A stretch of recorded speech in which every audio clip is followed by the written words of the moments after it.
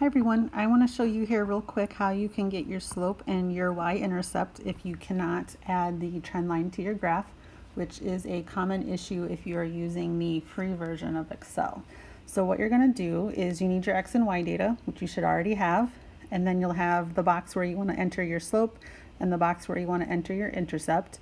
So we'll click on slope first, and in that box we're going to type equals, and then we'll type slope.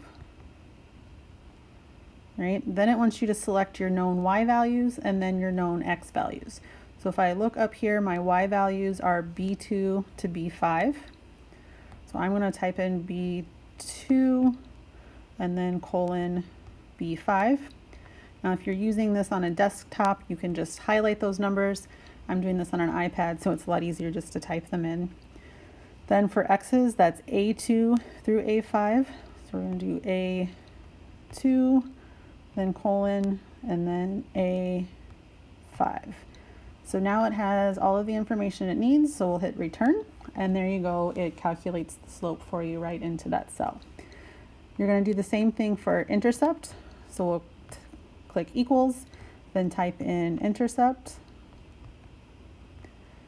right? And then again we're going to pick our y's, which was the B2 to B5.